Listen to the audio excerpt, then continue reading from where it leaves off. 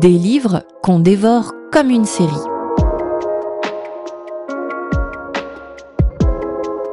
Bonjour à toutes et à tous et bienvenue dans ce nouvel épisode. Aujourd'hui, on se retrouve pour un épisode solo dans lequel je vais vous parler de littérature.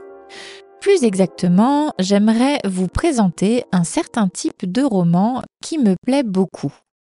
Il s'agit des romans feuilletons.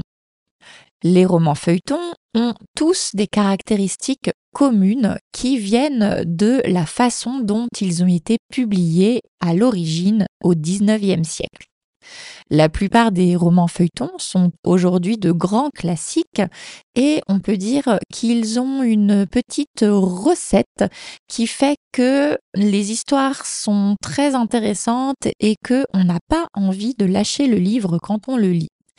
C'est pour ça que je me suis dit que ça pouvait être intéressant pour vous, d'autant plus que même s'il s'agit de la littérature classique et ancienne, je pense qu'ils sont quand même assez faciles à lire et je vais vous expliquer pourquoi. J'ai eu envie de faire ce sujet pour deux raisons. La première, c'est que moi-même, j'ai étudié le phénomène des romans feuilletons quand j'étais à l'université. Et je me rappelle que ça m'avait fascinée. Je m'étais beaucoup imaginé cette époque, ces publications, et ça m'est resté encore aujourd'hui quand j'ai envie de lire un roman classique. J'essaye de chercher du côté des romans qui ont été publiés d'abord en feuilleton. Et la deuxième raison pour laquelle je voulais vous parler de ce sujet, c'est qu'en regardant le sondage auquel vous avez répondu en début d'année sur vos sujets préférés, je me suis rendu compte que vous aimiez bien les sujets autour de la littérature, que vous aimiez bien qu'on vous donne des conseils de livres à lire et aussi que vous aimiez bien qu'on vous fasse de la lecture directement d'œuvres littéraires. C'est pourquoi, dans cet épisode, je vais faire un peu de tout ça. D'abord vous présenter ce que sont les romans feuilletons, puis vous donner 3 livres à lire que je vous conseille et enfin lire un petit extrait dans les 5 dernières minutes.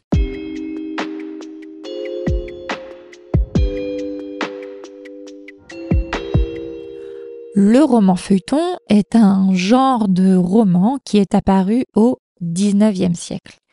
Il se définit par la manière dont il a été publié à l'origine.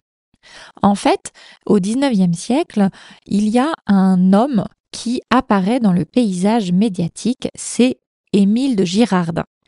Émile de Girardin, c'est un homme un peu particulier qui a eu une vie assez romanesque et qui a en lui l'envie de réussir à tout prix. Il est très malin, il est intelligent et non seulement il lance un journal, mais il invente beaucoup de nouveautés pour que son journal fonctionne. Son idée, c'est qu'il a besoin de faire venir à lui, d'attirer beaucoup de lecteurs et aussi beaucoup d'annonceurs, de publicitaires. Et là, il a donc plusieurs idées pour fidéliser la clientèle et pour rendre son journal attractif. Parmi ces idées, il y a celle de publier en avant-première un roman en le publiant par épisode. C'est-à-dire que chaque jour, dans le journal, on peut retrouver un épisode inédit d'un roman qui n'a jamais été publié avant. Et donc, si on veut savoir la suite, il faut absolument acheter le journal du lendemain et surtout, pendant plusieurs mois, il faut acheter le même journal tous les jours. Si vous regardez d'ailleurs la date de publication de certains romans classiques, vous constaterez que celle-ci s'étale sur plusieurs mois. Ça peut être par exemple un roman publié entre novembre 1846 et mars 1847. Et ça veut dire que ça a été publié par épisode quotidien. Pourquoi on appelle ça un roman feuilleton ? Alors là, on va faire un petit point de vocabulaire. Déjà, une feuille, je pense que vous savez ce que c'est. Aujourd'hui, ça peut avoir plusieurs significations, mais notamment, un des sens du mot feuille, c'est le papier sur lequel on peut écrire ou le papier sur lequel on peut imprimer des choses. Eh bien, à partir du mot feuille, il existait le mot feuillet. Un feuillet, c'est tout simplement une page de journal. Et ensuite, en allant plus loin, le feuilleton, c'est le diminutif de feuillet, ça veut dire un petit feuillet, eh bien, ça désignait à l'époque le bas de page sur lequel on pouvait retrouver des nouvelles un peu plus légères et notamment des nouvelles culturelles. Donc, les lecteurs avaient l'habitude, à l'époque du 19e siècle, quand ils ouvraient le journal, de voir, séparé par une ligne fine, au rez-de-chaussée, au bas de la page, un feuilleton dans lequel ils retrouvaient, par exemple, les critiques de théâtre, les nouveautés en termes de littérature, etc., etc. C'est alors que Émile de Girardin a décidé que les romans qu'il allait publier par épisode allaient se trouver au niveau du feuilleton. C'était très malin pour plusieurs raisons. La première raison, c'est que les lecteurs savaient exactement où retrouver leur épisode. Ça permettait d'être efficace et de créer un rendez-vous. La deuxième raison, c'est que le fait d'avoir une partie séparée par une ligne, ça permettait de plier le journal et donc de rendre la lecture plus facile. Ça pouvait être bien pour lire dans la rue, pour lire dans les transports, mais aussi parce que à l'époque, tout le monde ne savait pas lire et donc c'était pratique pour plier le journal, se mettre debout devant par exemple toute sa famille ou tous ses collègues et lire l'épisode à voix haute. Et enfin, la dernière raison, c'était qu'on pouvait comme ça découper le petit feuilleton et le classifier pour pouvoir reconstituer le roman à la fin. Donc comme ça, vraiment, ça permettait de créer une vraie fidélisation, étant donné que certaines personnes voulaient absolument être abonnées au journal pour pouvoir reconstituer le roman dans son ensemble. Donc ça a été le génie d'Émile de Girardin, mais ça a été repris par absolument tout le monde. Parfois, les codes étaient un petit peu modifiés, mais globalement, il y a eu quand même énormément de romans qui ont été publiés sous cette forme dans plein de journaux différents à l'époque. D'ailleurs, c'est arrivé même que des romans qui sont aujourd'hui constitués comme un seul livre avaient en fait été publiés dans plusieurs journaux ou à différents moments. Et il est arrivé aussi que les auteurs réécrivent un petit peu pour la version finale. Mais globalement, les caractéristiques du roman feuilleton sont quand même très particulières et se retrouvent dans tous les livres qui ont été publiés comme ça à cause de cette périodicité, à cause de ce découpage en épisodes. Alors, j'aimerais vous citer quelques caractéristiques qu'on retrouve dans tous les romans feuilletons et qui vont vous faire comprendre pourquoi c'est des romans qui sont particulièrement attractifs.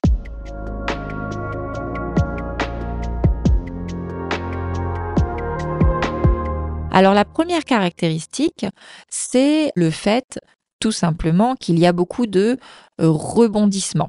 Il fallait qu'à chaque épisode, chaque jour, il se passe quelque chose. Et après, il fallait aussi qu'il y ait du suspense. Donc, il pouvait y avoir souvent ce qu'on appelle des coups de théâtre, des rebondissements soudains, des événements qui se passent alors qu'on ne s'y attendait pas et donc qui font se demander « Oh là là, mais qu'est-ce qui va se passer dans les prochains épisodes ?» Et ça créait comme ça une envie de continuer. Ensuite, une autre caractéristique, c'est que les thèmes abordés sont très variés.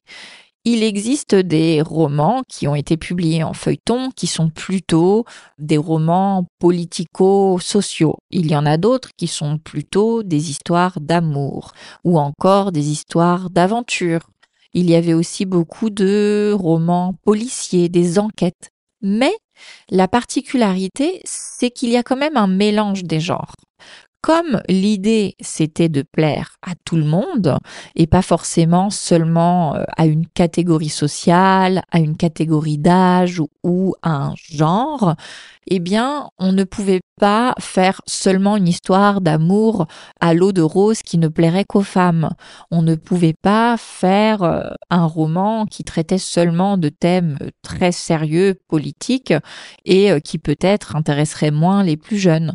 Et donc, comme cela, dans les romans, on peut retrouver un petit mélange de tous les différents thèmes classiques, ce qui fait que déjà on ne s'ennuie pas et aussi ça peut plaire à tout le monde.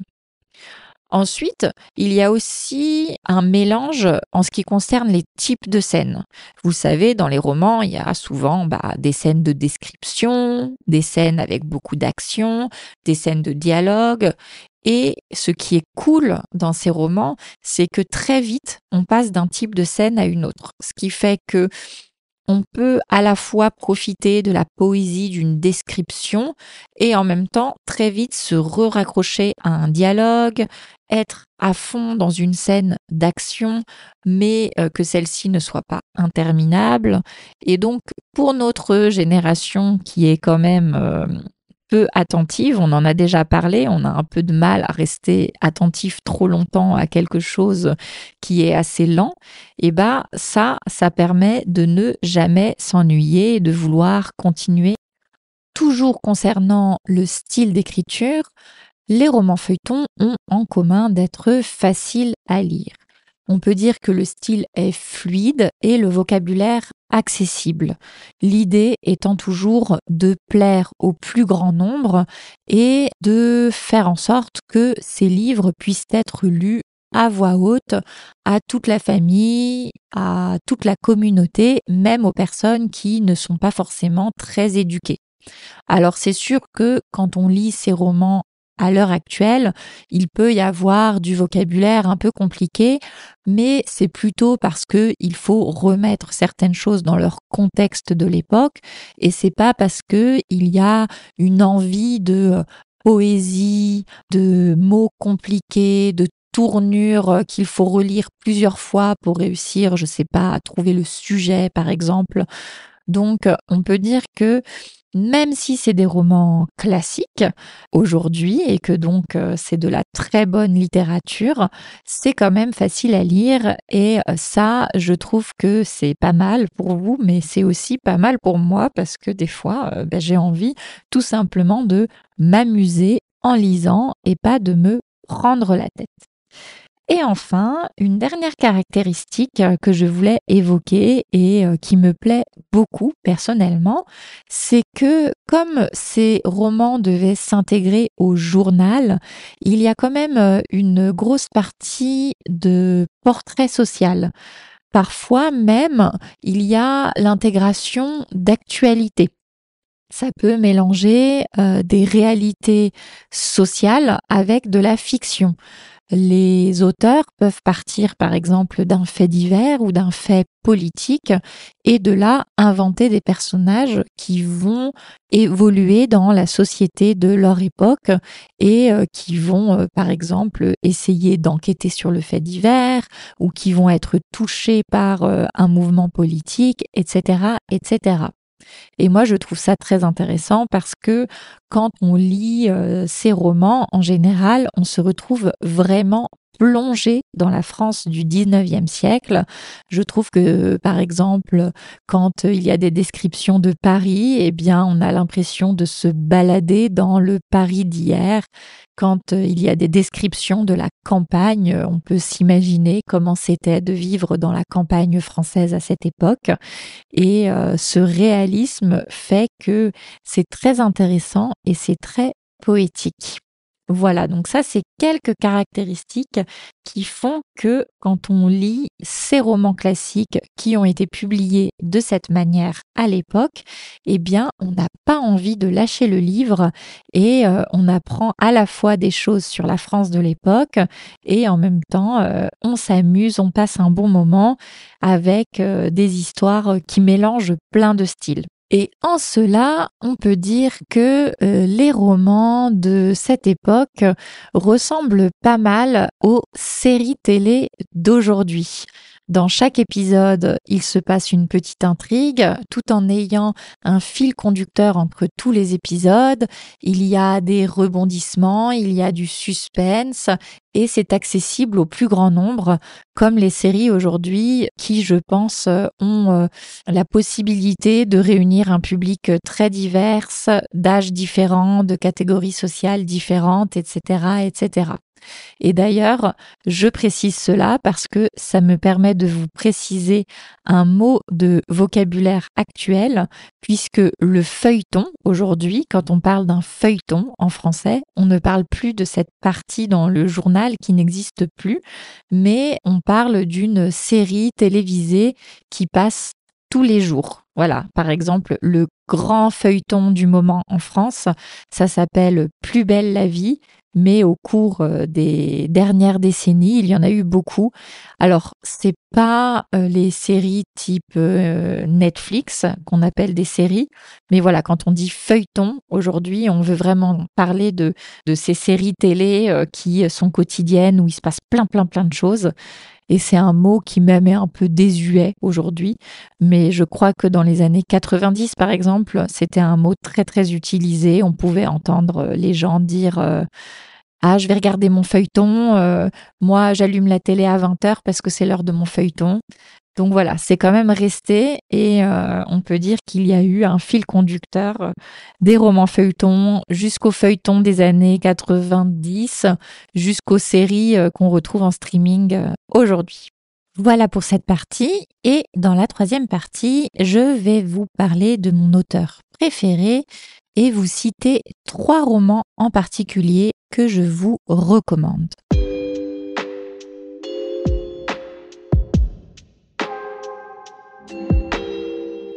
Il serait impossible de faire une liste exhaustive, une liste complète des romans qui ont d'abord été publiés en feuilleton.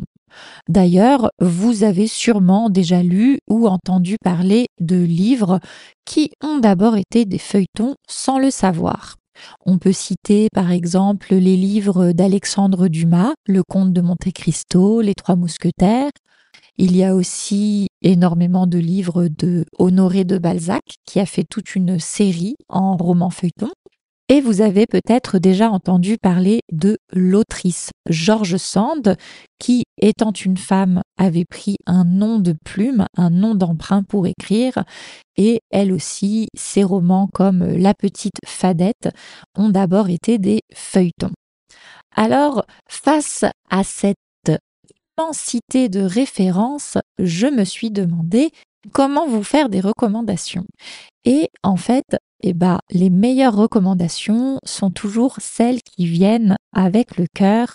Et c'est pourquoi j'avais envie de me concentrer exclusivement sur mon auteur préféré. Mon auteur préféré de cette époque, je précise. Mais voilà, il y a un écrivain que j'ai lu et beaucoup de fois. Il m'arrive souvent de relire ses romans parce que ils me font quelque chose, vraiment, ils me touchent particulièrement. Cet écrivain, c'est Émile Zola. Son œuvre est immense et ce que j'apprécie le plus chez lui, c'est sa manière de montrer la société de son époque tout en racontant des histoires captivantes. Il se contente pas de décrire des situations, mais il nous plonge vraiment dans une réalité intense et détaillée. Il y a un vrai réalisme dans ces romans qui fait que quand je les lis, pendant plusieurs semaines, j'ai l'impression de vivre à cette époque et dans ce lieu qu'il décrit.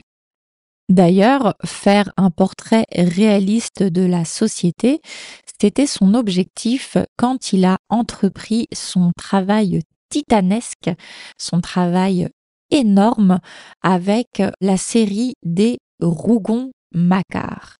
La série des Rougon-Macquart, c'est un ensemble de 20 romans que Émile Zola a écrit entre 1870 et 1893 et il a donné à cette série le sous-titre très explicite de Histoire naturelle et sociale d'une famille sous le Second Empire. En fait, pendant ces 20 livres, on suit une famille sur plusieurs générations et dans chaque roman, il explore un milieu différent. Par exemple, le monde ouvrier, la bourgeoisie, les commerçants, les artistes, les financiers, etc., etc. Il va chercher à montrer tous les aspects de la société, les réussites, les injustices, les trahisons, la compétition, la richesse, la pauvreté, etc., etc. En fait, ce qui est particulièrement intéressant, c'est qu'on retrouve plein de thèmes qu'on pourrait encore retrouver aujourd'hui, comme les inégalités sociales, l'exploitation des travailleurs, la domination des hommes sur les femmes, la recherche du pouvoir, etc., etc. Je ne suis pas sûre que les 20 livres de la série aient été publiés d'abord en feuilleton, mais en tout cas, il y en a plusieurs pour lesquels c'est le cas et j'en ai sélectionné trois livres que j'aime beaucoup qui, eux, j'en suis sûre, j'ai bien vérifié, ont été publiés en feuilleton. Alors pour commencer, on a bien évidemment Germinal. Germinal, c'est sûrement le roman le plus connu de Zola. Il nous plonge dans l'univers des mines de charbon du nord de la France au XIXe siècle. C'était un monde marqué par la pauvreté, la souffrance et l'injustice. Dans ce roman, on suit Étienne Lantier, un jeune ouvrier qui découvre les conditions de travail extrêmement dures des mineurs et qui participe à organiser une révolte contre les propriétaires des mines. Ce roman décrit avec force la solidarité entre les travailleurs, mais aussi les tensions, les désillusions et la violence des conflits sociaux. Là, Zola met en avant le rôle des premiers syndicats et la lutte pour des conditions de vie plus dignes.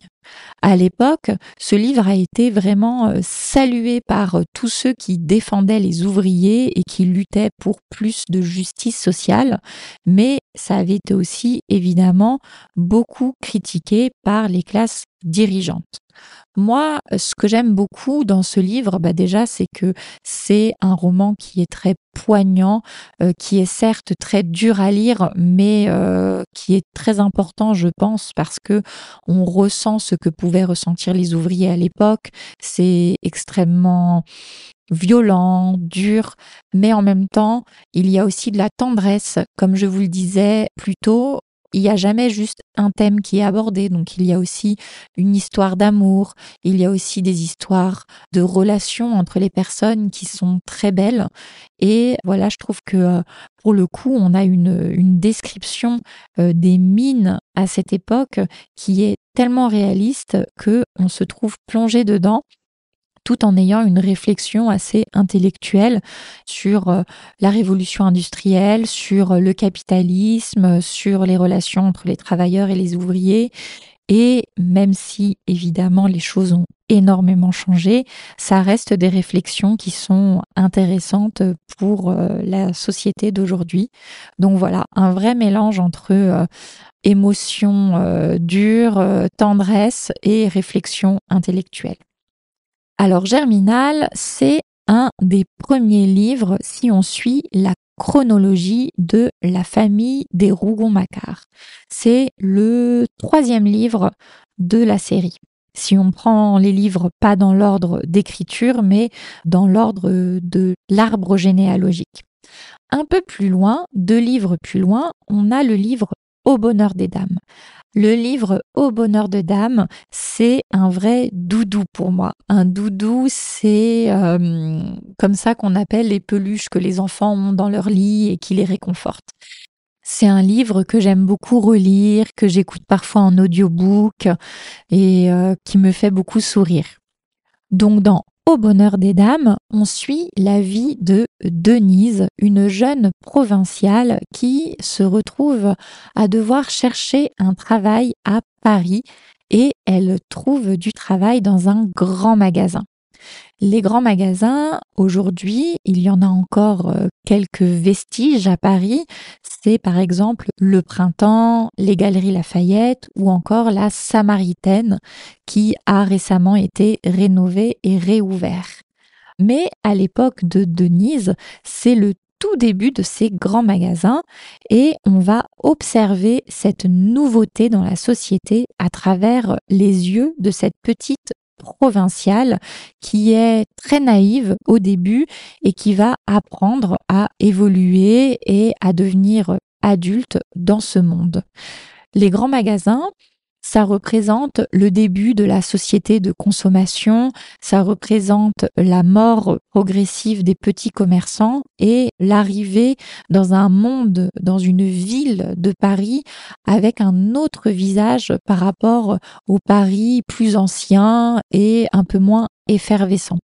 Et en fait, en tant que lecteur, on se retrouve comme Denise à avoir une espèce de fascination critique pour ce monde. D'un côté, on se dit que c'est un monde très injuste avec des luttes de pouvoir qui sont assez égoïstes, où chacun veut prendre sa place et où il y a beaucoup de superficialité. Mais en même temps, on est assez fasciné parce que ça a l'air d'être magnifique. Il y a des tissus de toutes les couleurs, il y a des dames extrêmement bien habillées, il y a des accessoires à la confection très précise. Et donc, moi qui, dans ma jeunesse, ai adoré me balader dans Paris, faire les magasins, m'acheter des nouveaux vêtements, et qui aujourd'hui ai un œil un peu plus critique sur cette surconsommation, je retrouve ce sentiment ambivalent qui fait que à la fois j'ai trop envie de me balader dans ces grands magasins, d'acheter des belles robes, de moi aussi participer aux intrigues entre tous les vendeurs. Il y a des intrigues amoureuses, il y a des intrigues sociales comme ça qui sont assez délicieuses, mais en même temps avec un œil critique de toutes ces injustices et de la vision d'un monde qui est en train de s'écrouler avec beaucoup de personnes qui vont perdre leur commerce et des relations hiérarchiques qui ne sont pas très saines entre les employeurs et les employés. Donc voilà, c'est un de mes romans préférés que j'aime beaucoup relire. Et enfin, j'aimerais terminer rapidement sur une troisième recommandation d'Émile Zola. Et c'est pour vous montrer aussi que Émile Zola, pour son époque, est un auteur qui donne une vraie place aux personnages féminins. Il les met pas en arrière-plan, il les met pas juste comme la femme dans l'histoire d'un homme, mais il leur donne une importance centrale et il montre surtout différentes réalités. Il montre pas seulement une classe sociale, il montre pas seulement la femme en tant qu'épouse, mais il montre toutes les réalités sociales qu'elles peuvent avoir. Alors, après vous avoir parlé de Au bonheur des dames et de cette petite provinciale qui travaille à Paris, j'aimerais vous parler du livre Nana. Le livre Nana, c'est un roman qui raconte l'histoire d'une femme qui est une semi-mondaine. On peut dire aussi une courtisane. Une femme qui vit grâce à l'argent des hommes qu'elle séduit, mais pas de manière machiavélique. Il y a un jeu qui se sait à cette époque de mondanité où certains hommes entretiennent certaines femmes. Et elle, Nana, c'est une jeune femme qui est très demandée. Elle est actrice de théâtre. Elle commence à devenir célèbre. Et en fait, on va suivre le parcours de cette femme qui va essayer en fait de se créer la meilleure vie pour elle-même dans un monde où elle est à la fois méprisée et admirée. C'est une femme qui est très touchante et autour de laquelle gravitent énormément d'autres personnages. Donc finalement, ça donne un roman où on suit plein de mondes différents et je trouve qu'il y a un côté assez fascinant et là aussi on se retrouve bien plongé dans la réalité parisienne de l'époque avec les théâtres, les soirées mondaines, les dîners, etc., etc. Je vais m'arrêter là avec mes conseils et dans une toute dernière partie, je vais prendre 5 minutes pour vous lire un petit extrait d'un des romans que je viens de citer. Il s'agit de l'Incipit, c'est-à-dire le tout début du livre Au bonheur des dames, qui, je trouve, permet d'être plongé directement face à ces grands magasins dont je vous parlais. Alors, je vous dis à très bientôt. Vous pouvez continuer si vous voulez écouter cet extrait et sinon c'est la fin du podcast à proprement parler. N'hésitez pas à me dire ce que vous en avez pensé dans les commentaires et à votre tour peut-être à conseiller des livres. Salut et bonne lecture! Denise était venue à pied de la gare Saint-Lazare, où un train de Cherbourg l'avait débarquée avec ses 2 frères, après une nuit passée sur la dure banquette d'un wagon de 3e classe. Elle tenait par la main Pépé, et Jean la suivait, tous les 3 brisés du voyage, effarés et perdus au milieu du vaste Paris, le nez levé sur les maisons, demandant à chaque carrefour la rue de la Michaudière, dans laquelle leur oncle Baudu demeurait. Mais comme elle débouchait enfin sur la place Gaillon, la jeune fille s'arrêta net de surprise. « Oh !» dit-elle. « Regarde un peu, Jean !» Et ils restèrent plantés, serrés les uns contre les autres, tout en noir, achevant les vieux vêtements du deuil de leur père. Elle, chétive pour ses 20 ans, l'air pauvre, portait un léger paquet, tandis que de l'autre côté, le petit frère, âgé de 5 ans, se pendait à son bras, et que derrière son épaule, le grand frère, dont les 16 ans superbes florissaient, était debout, les mains ballantes. « Ah, bien !» reprit-elle après un silence. « En voilà un magasin !» C'était à l'encoignure de la rue de la Michaudière et de la rue Neuf-Saint-Augustin, un magasin de nouveautés dont les étalages éclataient en notes vives dans la douce et pâle journée d'octobre. 8 heures sonnaient à Saint-Roch. Il n'y avait sur les trottoirs que le Paris matinal, les employés filant à leur bureau et les ménagères courant les boutiques. Devant la porte, 2 commis, montés sur une échelle double, finissaient de pendre des lainages, tandis que dans une vitrine de la rue Neuve-Saint-Augustin, un autre commis, agenouillé et le dos tourné, plissait délicatement une pièce de soie bleue. Le magasin, vide encore de clientes et où le personnel arrivait à peine, bourdonnait à l'intérieur comme une ruche qui s'éveille. « Fichtre !» dit Jean. « Ça enfonce Valogne. Le tien n'était pas si beau. » Denise hocha la tête. Elle avait passé 2 ans là-bas, chez Cornaille, le premier marchand de nouveautés de la ville. Et ce magasin, rencontré brusquement, cette maison énorme pour elle, lui gonflait le cœur, la retenait, émue, intéressée, oublieuse du reste. Dans le pan coupé, donnant sur la place Gaillon, la haute porte, tout en glace, montait jusqu'à l'entresol, au milieu d'une complication d'ornements chargés de dorures. 2 figures allégoriques, 2 femmes riantes, la gorge nue et renversée, déroulaient l'enseigne. Au bonheur des dames. Puis, les vitrines s'enfonçaient, longeaient la rue de la Michaudière et la rue Neuf-Saint-Augustin, où elles occupaient, outre la maison d'angle, 4 autres maisons, 2 à gauche, 2 à droite, achetées et aménagées récemment. C'était un développement qui lui semblait sans fin, dans la fuite de la perspective, avec les étalages du rez-de-chaussée et les glaces sans teint de l'entresol, derrière lesquelles on voyait toute la vie intérieure des comptoirs. En haut, une demoiselle, habillée de soie, taillait un crayon, pendant que, près d'elle, 2 autres dépliaient des manteaux de velours. « Au bonheur des dames !» lut Jean avec son rire tendre de bel adolescent, qui avait déjà eu une histoire de femme à Valogne. « Hein ? C'est gentil, c'est ça qui doit faire courir le monde. » Mais Denise demeurait absorbée, devant l'étalage de la porte centrale. Il y avait là, au plein air de la rue, sur le trottoir même, un éboulement de marchandises à bon marché, la tentation de la porte, les occasions qui arrêtaient les clientes au passage. Cela partait de haut, des pièces de lainage et de draperie, mérinos, cheviotes, molletons, tombaient dans l'entresol, flottantes comme des drapeaux, et dont les tons neutres, gris ardoise, bleu marine, vert olive, étaient coupés par les pancartes blanches des étiquettes.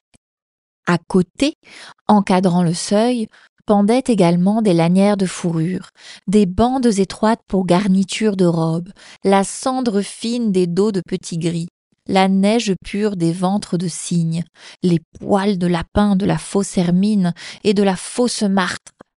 Puis, en bas, dans des casiers, sur des tables, au milieu d'un empilement de coupons, débordaient des articles de bonnetterie vendus pour rien, gants et fichus de laine tricotée, capelines, gilets, tout un étalage divers, aux couleurs bariolées, chinées, rayées, avec des taches saignantes de rouge.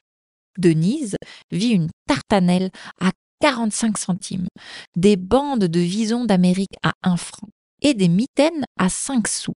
C'était un déballage géant de foire. Le magasin semblait crever et jeter son trop-plein à la rue.